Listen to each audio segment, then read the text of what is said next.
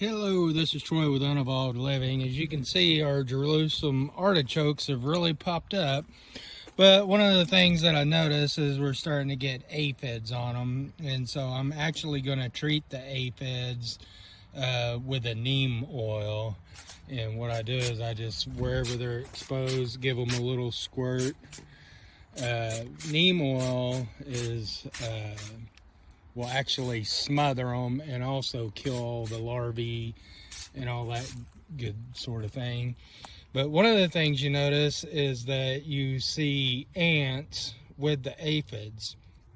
Ants are protecting the aphids because the aphids offer the honeydew, which the ants like, and so the ants get a sugary treat for protecting the aphids. And so I'll get all this treated, and then we'll take a look at it in the next couple of days and let you know how it went.